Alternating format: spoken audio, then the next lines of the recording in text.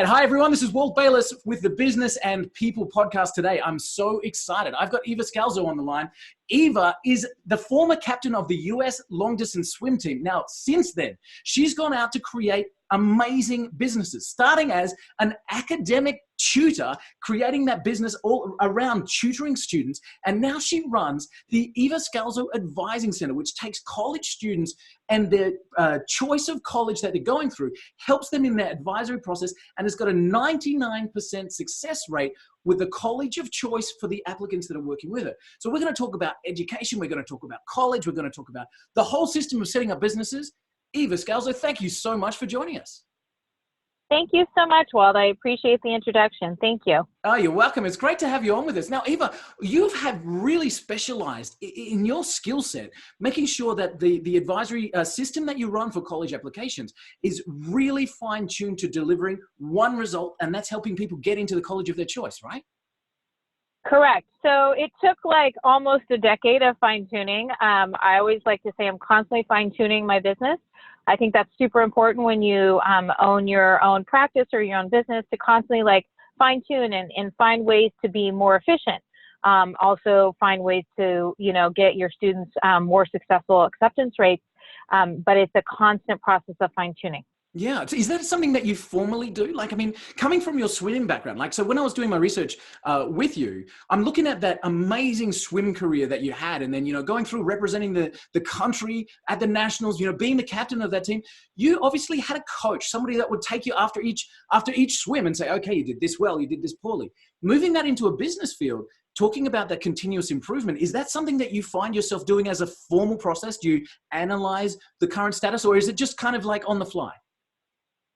I do analyze the current status, and that's like the mental status more of these high school kids and kind of where they are in the process. And really, my degree is actually in child psychology, is what I ended up majoring in at Yale, and I have used that in my business like almost every day. Yeah. So using some of those skills, as well as what I learned under all the coaches that I had over my swimming career, I was coached, for decades and decades. And then using some of those skills that I learned from my coaches and inspiring my own students and my own clients to get to the next level is really important. I think in business, having a business coach, I have an amazing business coach myself. And I think it's important to constantly, again, have that coaching, have that support network. And I'm able to pass along those skills and the coaching and the positive encouragement to my clients as well.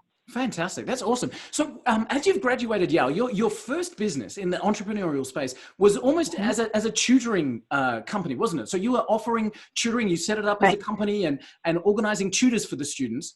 That was the first exposure as a business owner?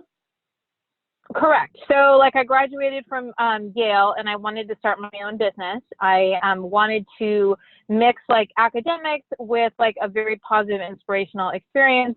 And I found that there was a great need for tutors in Orange County. And back then there was not a lot of online tutoring like there is now. It was really hands-on, and it was really picking people that would inspire these students. So I did a lot of I don't want to say recruiting, but in the sense, yes, finding good tutors for these students to fit their particular needs. So I had that business for a decade, and then took a little bit of time off and started this new venture about 10 years ago. So I love the concept of starting this business. And we mentioned just before we clicked on the record button that the majority of our audience are entrepreneurs. So they're people that are driving forward toward their own goals. When you were starting, and I really want to, I'm going to talk about the tutoring business just for one more second, and then we're going to move into what you're doing now, because I find that really fascinating. But when you were getting started, as you were building the tutoring team, was it a slow process, or did you just have a flock of people that just wanted to come and do that with you? Or did you have to go out and hand place each one as you were building it forward? It is a slow process. Anytime you start a business and you start putting people in positions, it's really important that people have your same vision and your same goals and your same value set and your same work ethic, because if you put a team together that's not going to be 100% behind you, then your business is going to falter. So it took a while to build the team, and by building it, I had a very loyal and successful following with that. So I think that was really helpful. Fantastic. And then, so we get to the end of that decade, which must have been amazing. And now pivoting into Eva Scalzo advising, which is taking then college applications and getting students into the college of their choice. How did you come up with that kind of change from one angle with the students to the next? Well, concurrently, while I had my tutoring business, I also was an interviewer for Yale University. So I interviewed undergraduates for admission to Yale for 17 years. And I had all that experience. And when I was like deciding if I wanted to transition my business to my business partner or start a new business, I was kind of in this state of flux. I thought, gosh, I really love interviewing these kids, but I'm constantly saying no. Like I'm saying, you can't get in, like you're not qualified, you're missing this or that, because Yale has a very specific thing that they look for in their candidates. And so I realized like I could be of service to others and use my talents to help the kids actually get in. So I like to call it, I jumped the iron gates and went to the other side. And so I started this practice and this new business literally with one client. Yep. And then build it to where it is now a decade later, which is like a worldwide successful business. But you have to take the leap of faith. And that's what's the scariest thing is when you're going to a new business and you have one client, and you are building your whole nother practice from scratch. I'd already had an extremely successful practice for a decade, and then selling that and realizing like I'm not done with my purpose here. And starting this new business, Eva Scalzo Advising, was very exciting, very scary. But I was like, I know I can do it. Like I really believe in myself, and I believe that I'm giving back to society in some great way. So cool. And just tell me about those early years, Eva. Like, so we started with one client. How did you grow the practice then from, who were you approaching? Were you going out to schools, talking to, career advisors there? Like, what was your early days? So basically, like I took a couple ads out because of course that's what you're going to initially do, Yep. and this is like before social media blew up. So you actually took ads out in magazines that were extremely expensive, and kind of got the word out that way. But to be honest with you, because it's dealing with people's children, I think when people deal with either money or children, it has to be a personal recommendation or a personal referral.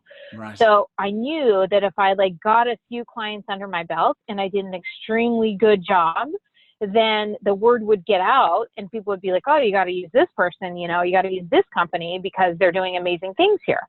And so I had a couple clients like that where I got their kids into 10 out of the 12 schools they applied to.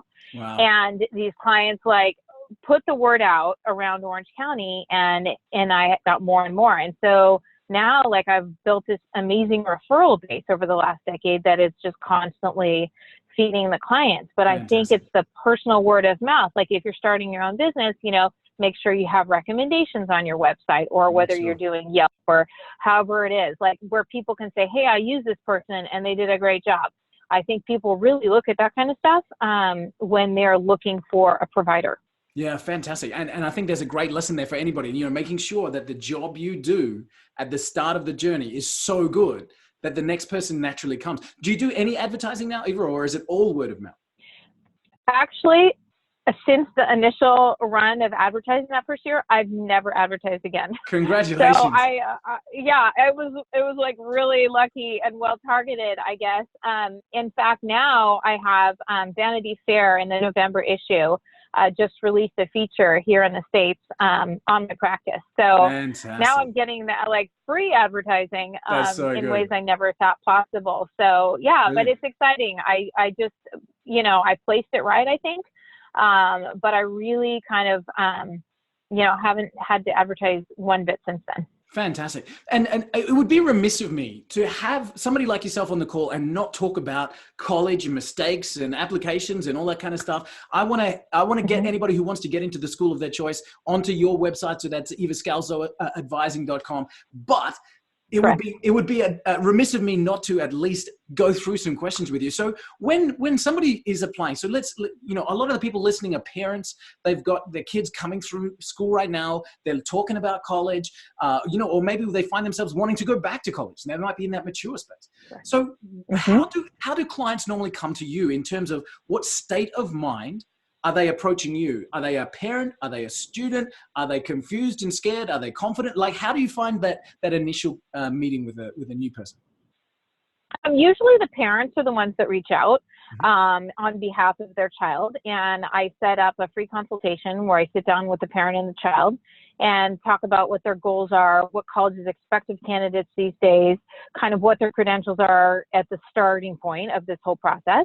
And then from there, we determine if we're a fit, because I only take a select number of clients. And so it has to be a match. It has to be a fit in the sense of, in the same way you build a team. Yeah. That everybody has to sing together and want to work together, because it's a long journey. There's so many complex moving parts now in college admissions, not only like during the 4 years of high school, but let's say you take a gap year, a year off after high school because you want to travel or you want to do something amazing with your life or community service or whatever it is, like being able to come back to that process after that year off, or, students transferring from one college to another, international students. You have some people going back to college, that never got the 4-year degree. Maybe they had a 2-year degree. So there's a lot of different types of college applicants out there. Yeah. And it's important to be able to be well-versed to serve all of them. Do you find, I completely agree, and I'm hearing you. Do you find that there's a standard set of questions? Like, the thing that popped into my head straight away, probably as an entrepreneur, was, should someone go straight from school to college? Or should they take a gap year? Like, do you have a standard answer for that question? Or do you have a one size fits all kind of approach there? To be honest, it's totally case by case basis. I thought it might be. I do have 2 students that took a gap year and are doing really well right now. They just started college in the fall. But for the most part, most students go straight from high school to college. But it's case by case basis on that. Yeah, cool. No worries. So, what are the mistakes that you find that the college applicants are making when they're trying to get into the school of their choice? What are the mistakes they're making that are pretty common? Pretty common mistakes: starting too late. That's, I think, the biggest mistake of all. Right. I think kids should start their freshman year of high school and actually build up their resume and their credentials and their extracurriculars and their clubs and their life experience really starts freshman year. And starting too late, like coming to me senior year, I'm not going to take you because it's too late at that point. So I think starting early is critical. The second thing is taking time with the application. So a lot of kids, because there's so many different types of applications out there, it's not just a one application thing.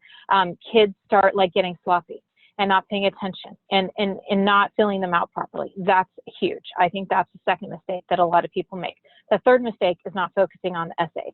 So my clients focus a lot on their college essays, because everything else equal, anyone applying to Harvard is going to have a really high GPA and really high test scores and really high classes and marks and everything else, right? So what's really setting the candidates apart is the essay. So I encourage the kids, again, a lot of kids make a mistake and kind of rush through the essays and don't give them the time and effort they deserve. But those could be the critical component in getting these kids in. Now, I know that you run a workshop where you actually have the essay writing environment where you bring in the kids in. It's the ideal environment for them to write the essay. They have all of the resources they need to put something like that together. Are you finding good success with those workshops? I did my first one last year and we had a pretty good success rate. I didn't, again, advertise it. It was just my clients were asking for it. And so I put it together. But this year we're doing a big social media push at the beginning of the year to get the word out to more, students outside of my client base. And I think it's really, really important to find a place of inner peace and where you can connect with yourself.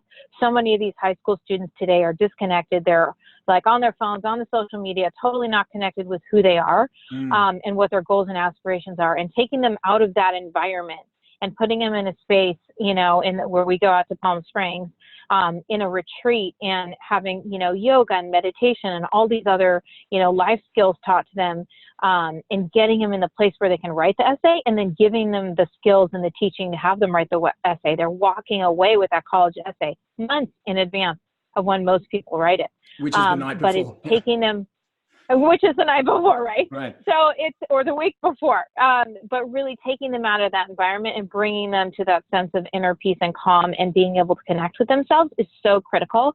And nobody else does that. Yeah, that's Nobody in very the cool. country does it. They only do like, you know, these high school workshops where you're in a room with 300 kids. And I have to tell you, that's like not going to be efficient. And in fact, I believe in it so much that I have it trademarked and copyrighted as well. Nice, well done, good job. So, can I just wind back just a little, Eva? You were saying that one of the first mistakes, so the second big mistake was not taking enough time on the essay itself, but the first mistake was not starting early enough. And we're saying as they're coming into that freshman year, so even like straight out of the gate, talking about building the clubs and their extracurricular activities and making sure that the resume is kind of building towards the college application, even from freshmen. Do you find that a parent or even a student will say to you, but Eva, I have no idea at this point in my life where I want to go and what I want to do. How am I ever going to start to think about that process now? So basically, like, we're not talking about what you're going to major in. We're not talking about like your goals. Really, starting freshman year, we talk about what do you like to do? What do you enjoy doing? Yeah. What do you want to be involved in on your school campus? What are your friends doing? And really kind of finding out like interests and likes. And then we take the interests and likes and we build off of those. In every year, we build a little bit more until by the senior year, they have quite an impressive resume. Yeah, cool. So are you working with a client then from a year-on-year building block kind of approach in terms of, okay, so we're going to get together at the start of this year. We're going to talk about this. We're going to get together halfway through. Is it a regular process with the student? Absolutely. So I do meet with my clients on a regular basis because we are building these blocks.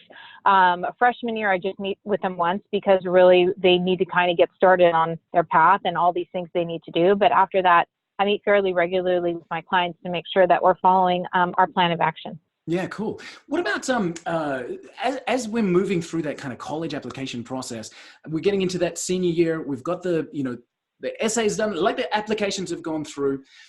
How is your contact with those students then as they're getting into university? Are you continuing that relationship to help them through the process, or is that where somebody else's expertise takes over? So I actually work with my students all the way to the end of the senior year. So we, get the acceptances come in. We decide like, okay, what's going to be the best choice out of all the choices we're given? Who's giving you what kind of scholarship offers?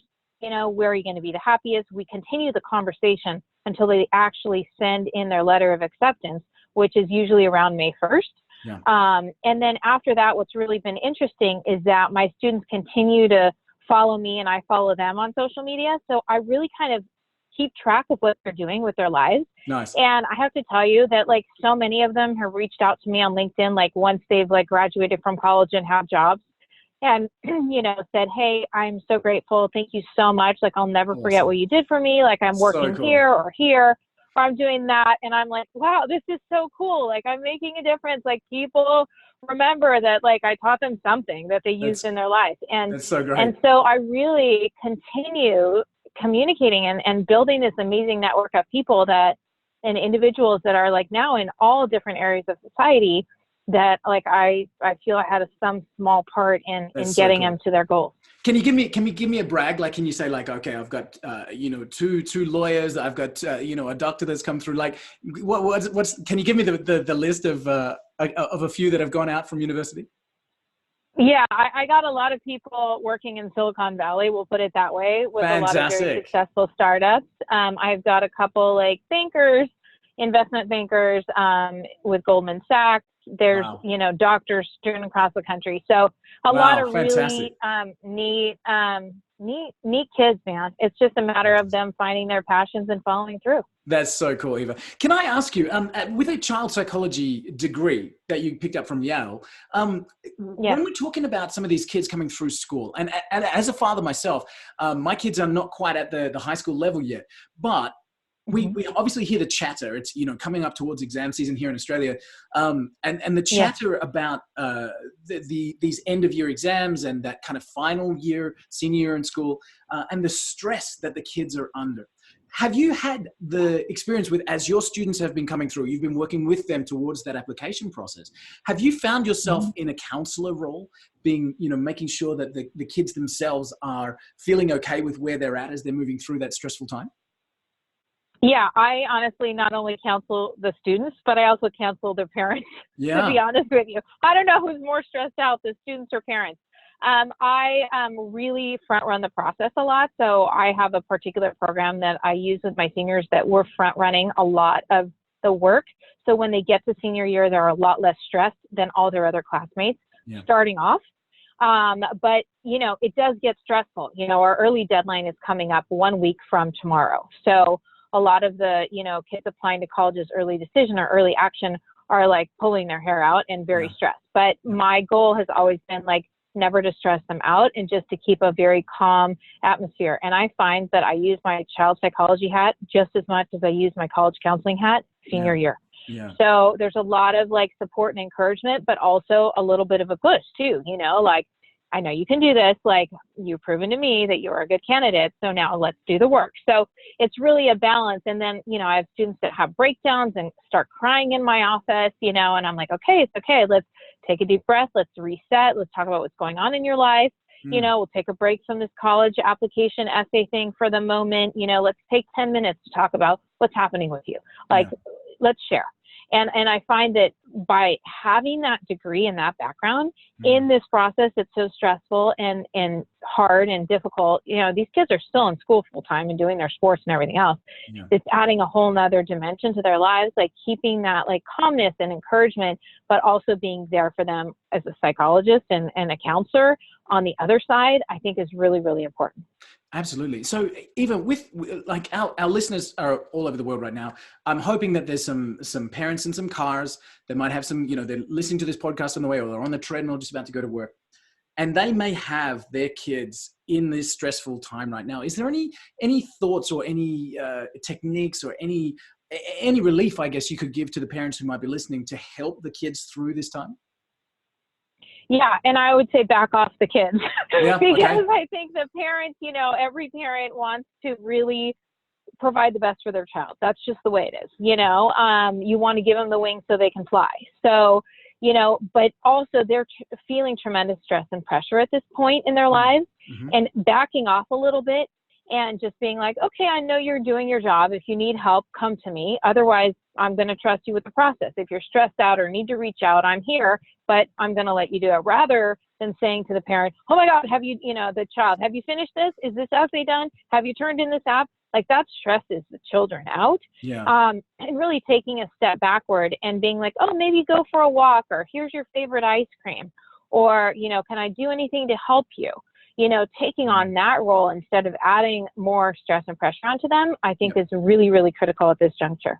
Yeah. Okay. So as a parent, your natural inclination is to say, come on, have you done it? Come on. And you know, the reality is the kids in that situation know 99% of the time, let's say, they know the deadline's coming. They know what's required. So the best way to be helpful in that example is to be a companion rather than a driving coach. It's like, okay, you know, let's do some of the activities that you enjoy. Let's take a few minutes out, you know, let's just refocus a little bit, take the pressure off a little bit. That's kind of the thought to help them through that time. Yes, absolutely. I mean, release the top on the pressure cooker, to be honest. It's a good image. You know, you just, it is actually, of all the steam coming out. But, you know, it's really important to be there, like the loving support. Like they are under a tremendous amount of pressure and stress. Like kids are under amount of, you know, stress and pressure all the time in today's society.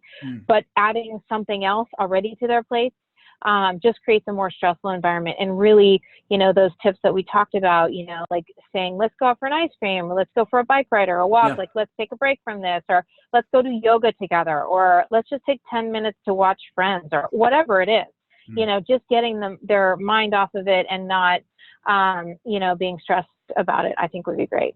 Fantastic. And Eva, thank you so much, because as we look at, you know, this interview, I'm hoping that the parents can feel that kind of different approach and helpful tips that might, you know, be able to take their teenager through to an amazing future and an amazing career. As well as that, I'm hoping that the entrepreneurs who are listening are hearing your story from starting businesses and listening to your clients and providing excellent service and, you know, getting the referral-based businesses going. So I think we've got two great avenues covered there with the chat, which is awesome.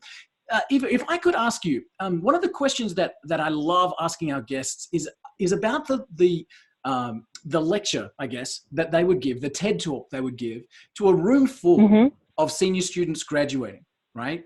So if you had, Mm-hmm. and actually we could even go, towards a college graduate student, and you had a couple of minutes on stage talking to Mm-hmm. either one of those audiences, just coming out of senior year or just coming out of university, college with their degree. If you had a chance to stand on stage, talk to the kids about their next steps, knowing what you know now, what kind of things would you be chatting to them about? Well, it's funny because I've done a lot of TED Talks, so I know you've got like 17 minutes Yeah, to do right. your pitch. So I think that the pitch that I would give them would be like to really follow your passions. Great. It takes a lot of guts to be able to do what you love every single day of your life.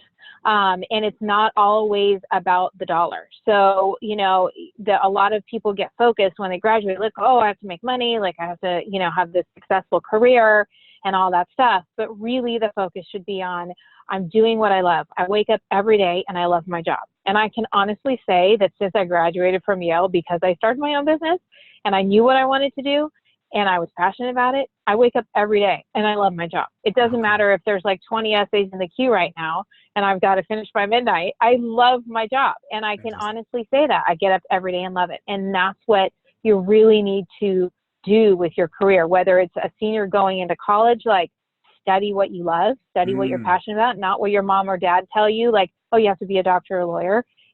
Do what you love to do, because you're going to be really unhappy if you're a doctor and you didn't really want to be a doctor. Yeah. And the same with college graduates, graduate and go into the field that you always wanted to be in. Don't go into a field because somebody said, oh, you should do that, or you're going to make a lot of money doing that. Do it because you love it. Because when you have to wake up every single day at 6 o'clock in the morning and you're not going to bed till 12, you're hoping you're doing what you love. Yeah. Can I drill into that just for a second, Eva? Have you, with the understanding of the world as we have now, a couple of businesses under your belt, the great successes that you've had, myself, with a couple of businesses as well, all that kind of thing. Do you have the situation where somebody's gone into college, they've probably gone into a course, a degree, a channel, because of that's what they thought their parents wanted, and then a year or 2 years in, and they're like, I just don't like this anymore. Have you had that situation? How do you deal with that if it comes up? Yeah. And I've had actually the students reach out to me and say, hey, like I thought I wanted to like be a doctor or a lawyer, and I really hate what I'm doing. I'm transitioning. I'm going to get my teaching credential because I've always liked working with kids. Can you help me out? So I have had a few cases where I've like helped those students that were former clients pivot and really do a career change, because they weren't, really that passionate about what they were doing. And really, I think a lot of kids, kids coming out of high school and kids in college, they're still so young and they haven't discovered who they really are as individuals, and, what their passions are and how they're going to contribute to the world. And so they do listen to the direction from their parents or their advisors or whoever's working with them, and think that, oh, that's what I should be doing because everybody says I should be doing that. But that's not necessarily the case. Like my mom was a professor of nursing and my dad was a rocket scientist. So they, my dad was like, oh, you should think about engineering. I'm like, I hate math. That's not going to work. My mom was like, oh, you have to be a doctor. I'm like, well, I don't really want to be a doctor because I really don't like blood. So it was very interesting because I was like, okay, I know you want me to do these things, but that's not who I am. And that's not what my passions are. And I'm going to find those passions while I'm at Yale. And then I'm going to do what I really want to do. And I remember them, I came home from Yale and I'm like, this is what I'm doing. Like I have decided. And they're like, wow, okay, how are you going to like pay rent and have a car? And how are you going to feed yourself and have insurance and pay off your student loans? And I'm like, oh, I'm going to do it because if you're really passionate about what you're doing, you're going to be successful. I love it. And I have to say, my parents are like so proud of me and tell people the story of like, oh, we thought she was going to be a doctor. That's why she went to Yale. Fantastic. And I was like, never was going to be a doctor. So really being able to, again, kind of back to the initial point of the conversation, being able to pivot and being able to reinvent yourself and really do what you're passionate about is really, I think, important in life. And Definitely. And I think if you can do that, then you will always be successful. Yeah, and you'll have fun along the way as well. So I'd like, if you find yourself in that position, don't be scared about the change, but actually embrace the change, because that'll drive you down a much more fun, joy-filled path than, you know, the next 10 or 20 years of doing something that you hate. Speaking of which, Eva, if we could, you've given us your pitch for the TED Talk for the room full of students, which I love. What do you think 20-year-old Eva from now, so yourself in 20 years, what do you think that Eva would give you as advice for this next chapter that you're coming into? It would be like, find a way like to kind of, you know, exit this stage eventually somehow and be able to inspire like millions more people around the world in some way, sense, or form. I really like working one-on-one with the kids, but I think my future self in 20 years would probably be like, oh, you can create much more of a worldwide impact, cool, rather than just stateside. And I actually have like started segueing into having clients in London, which is really, really fun.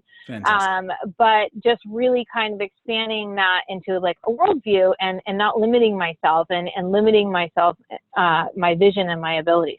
Fantastic. So academic advising worldwide. I love it. I think that's an exciting future to look forward to. Eva, thank you so much for joining me. I love the niche that you have found yourself in as a passionate practicer of helping people achieve their futures. And I think that's fantastic. And again, thank you so much for the opportunity to bounce a couple of questions off you. Guys, if you're listening and you're finding yourself in a situation where you're looking at your kids perhaps and that you want them to be able to achieve what they're looking to achieve in their world, Eva Scalzo advising.com is where you need to go to get in touch with Eva. There's a whole bunch of information there. And of course, keep in touch with Eva because what she's doing is helping people find their future, regardless of whether that's college or any other path. That's what Eva's whole methodology is all about. So again, Eva, thank you so much for joining. I know I've caught you in the car. You're in the car park. You've made time to jump on the call with us, which I really appreciate. Again, thank you so much for your time. I've really enjoyed the chat. Thank you so much. Everybody have a nice evening. Thanks, Eva. Cheers.